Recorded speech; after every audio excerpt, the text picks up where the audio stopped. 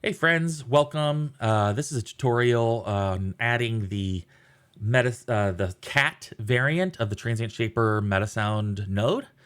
And the cat stands for channel agnostic type.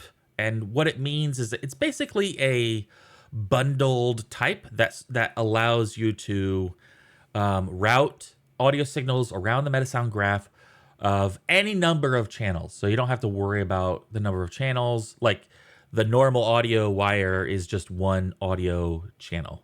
And then what happens is when you're dealing with surround or whatever, it gets really messy. Channel agnostic type is a remedy for that, and it sort of lets you bundle things together. And it's got a whole bunch of utilities behind the scenes that lets you convert between different, between surround and stereo and mono and all that sort of stuff. So it's pretty cool, but it is an experimental feature. And so it is hidden behind a plugin. So if you want to activate this, go to the audio, the built-in audio plugins set, go scroll down to MetaSound's experimental, or, you could just type MetaSound or whatever, and you'll find it. MetaSound Experimental is the name of the plugin that contains the sort of cat type stuff.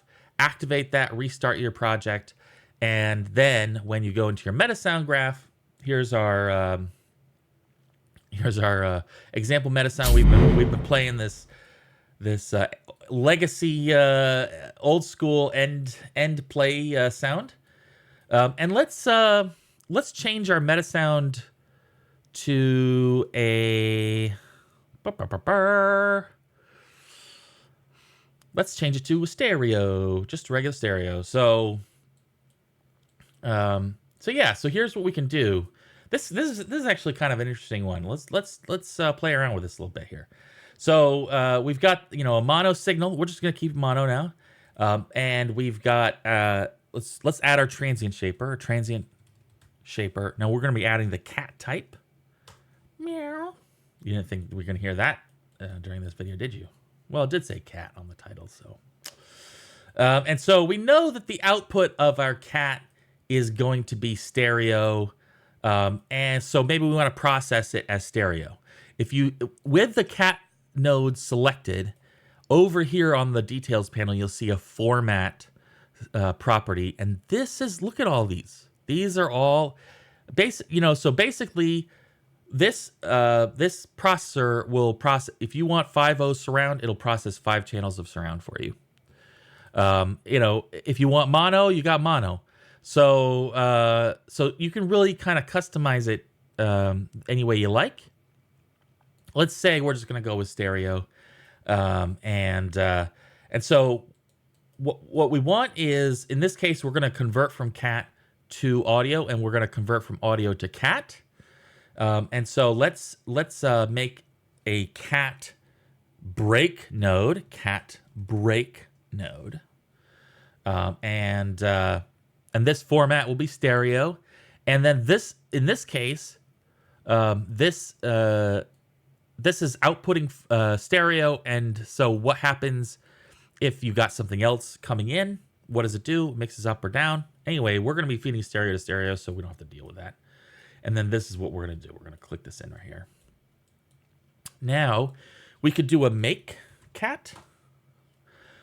In this case, we're going to go from mono. Oh, there's a different types. We've got front and left mono. Let's grab front left mono. And now, what we're going to what we're going to want to do is grab a casting node. So this is set in stereo, and this one's set in mono. And so now we need to figure out, what are we going to do converting mono to stereo? So instead of having some like crazy mixer matrix with a whole bunch of these pink wires, sort of whatever, doing stuff. And so what we're going to do is we're going to say, okay, we want to convert to stereo. And then what we're going to do is we're going to do a mix-up. And we'll go equal power. So that means it's going to take the front left and it's going to mix it up to left and right. Then we can click in here. And now we've got an interesting signal flow using the cat type.